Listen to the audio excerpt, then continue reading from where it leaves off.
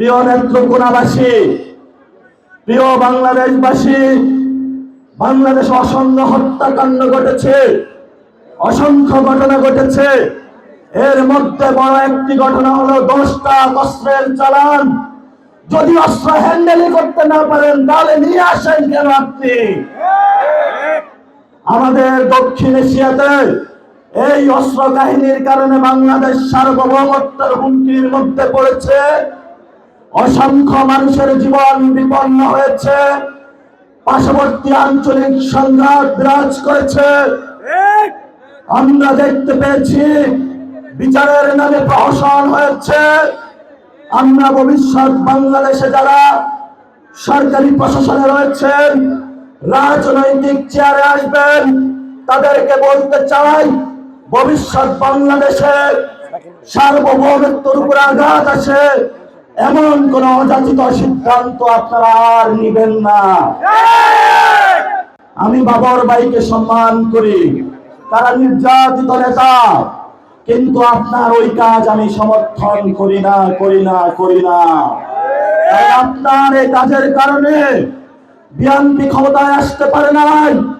হাসিনার মতো একজন খুনি ফ্যাসিস্ট ক্ষমতায় এসেছিল। 15 বছরে যারা বিএনপির নেতা কর্মী নির্যাতিত হয়েছিল, আমার ভাইদের উপর রক্ত চালিয়েছিল, গুলি চালিয়েছিল, এর জন্য ইতিহাসের কাঠ গড়ায় আপনিও দায়ী থাকবেন। আমরা শান্তি চাই, আমরা অশান্তি চাই না। বাংলাদেশে যদি কোনো ব্যবস্থা নেওয়া হয়, সেই ব্যবস্থা সঠিক নিয়মে নিতে হবে। মণিপুরি, আসাম, পশ্চিমবঙ্গ থেকে শুরু করে যেখানে যারা রয়েছেন, আমাদের বাঙালি ভাইয়েরা, মুসলমান ভাইয়েরা, তারা আজকে নির্যাতিত হচ্ছে এবং সেই নির্যাতনের জাতাকলে ভারত সরকার দিন দিন বাংলাদেশে তাদেরকে পাঠিয়ে দিচ্ছে। এই সংঘাতের পিছনে আপনি দায়ী। এই জন্য আমরা বাংলাদেশের রাজনৈতিক ব্যক্তি, সচেতন সমাজ সকলকে আহ্বান জানাবো, ভবিষ্যৎ বাংলাদেশে ভারত থেকে, আসাম থেকে, পশ্চিমবঙ্গ থেকে সীমান্ত হত্যা হচ্ছে, মুসলমানদের উপর নিপীড়ন হচ্ছে। বাংলাদেশি বলে, বাঙালি বলে যাদেরকে প্রতিনিয়ত বাংলাদেশে ফেলে দেওয়া হচ্ছে, ইউরোপ সরকারকে বলে আপনি দ্রুত প্রতিবাদ করুন, ইন্টারন্যাশনাল এরিয়ায় উঠুন।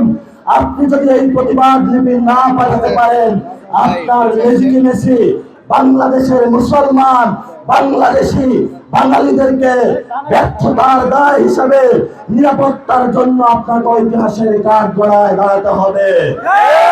নেত্রকোনাবাসী, কথা অনেক বলেছি। আমরা শান্তি চাই, আমরা যুদ্ধ চাই না। আমরা মানুষের অধিকার চাই, আমরা মানুষের শান্তি চাই, আমরা মানুষের সাম্য চাই, আমরা মানুষের মানবিক মর্যাদা চাই, আমরা মানুষের ন্যায় বিচার চাই, আমরা নারীদের অধিকার চাই, আমরা আলেমদের অধিকার চাই, আমরা একটি সুন্দর বাংলাদেশ উপহার দিতে চাই। সেই লড়াই নেত্রকোনাবাসী আমাদের সাথে থাকবেন, বাংলাদেশ আমাদের সাথে থাকবেন। জনতার জয় হবে। ইনকিলাব জিন্দাবাদ।